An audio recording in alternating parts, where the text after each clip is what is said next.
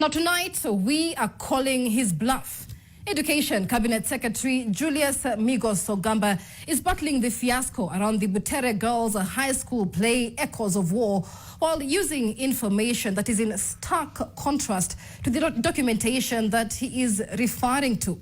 His words show that he is lying, and our fact-checking will not take it lying down.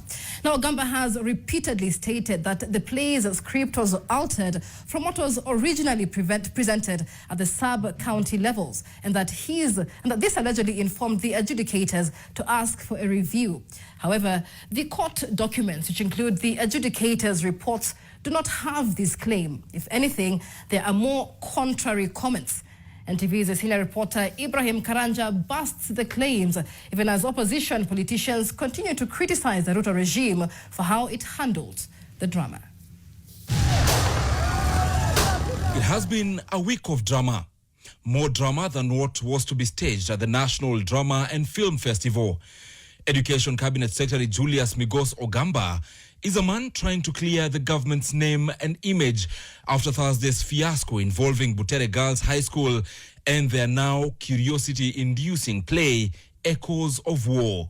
In defending his ministries and thus the government's position, the CS is firefighting and the truth seems to be getting burnt.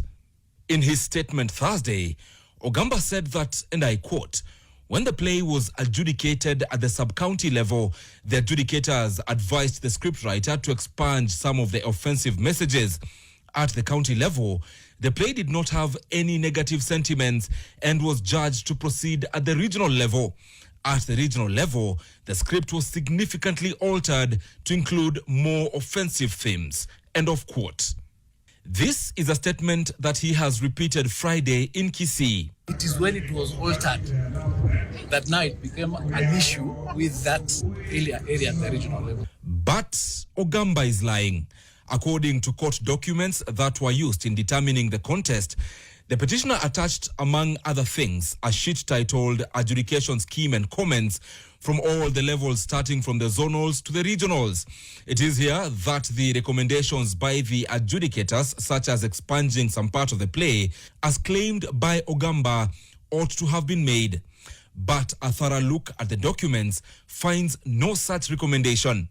Comments by the adjudicators in the zonals as captured in the adjudication scheme and comments are as follows.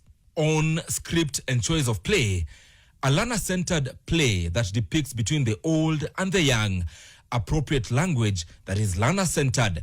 The script and the school 25 out of 30 marks. The comments loaded the actors and their presentation, earning them 27 out of 30 marks. On directing, where they garnered 18 of 20 marks, the adjudicators stated that the play had credible actors presenting realistic ideas and closed that comment by saying the production showed excellent creativity. On the achievement on whether the message was effectively communicated and the impact it had on the audience, the adjudicator's position was that the theme was effectively communicated in the play, even though the resolution was not clear. The same positive comments were captured at the counties and the regional levels. On scripting and choice of play, the adjudicators remarked, "Good scripting of the play, good choice of a topical issue, a good story but a bit complex for the level of the performers and the audience." And on achievement category of scoring the performance, they stated, "A very good communication of the issue at hand." So where is the indication of the alleged suggestions by the adjudicators, as the education CS claims? Is he just sounding echoes of false? This even as questions are still being asked about how the country got to a level where children were caught up in an ugly crossfire comprising of tear gas, harassment, and a denial of a chance to effectively perform, even as journalists were targeted by police officers.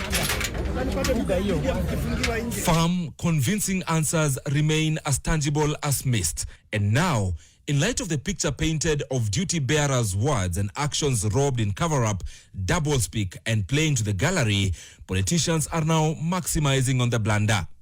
So we have seen a situation where an administration has panicked because this one term is becoming real. So they have gone berserk. They have gone berserk And they are now fighting shadows, including schoolgirls. From 2 girls, from 3 girls. These are harmless girls. How fluid is your government if girls can bring it down? Girls. This Ruto regime has crossed the Rubicon. To the courageous students of Butere girls, your resolve, even as you sang our national anthem in the face of riot gear and arms, has become a renewed symbol of hope, just like our Gen Zs. You are the true guardians of Kenya's future, bold, unyielding, and principled. Former Deputy President Rigathi Gachagua even using the play to once again throw punches at the Nurdin Haji-led National Intelligence Service.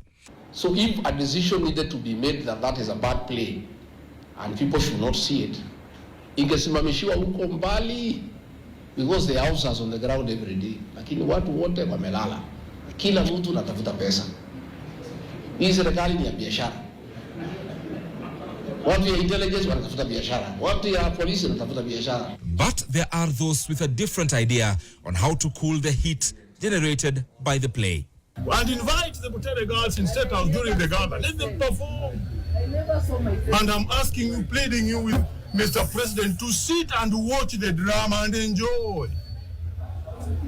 This will actually end the drama in the drama that we are experiencing. All said and done, a running concern and question among Kenyans is, did it all have to get here? Ibrahim Karanja, NTV.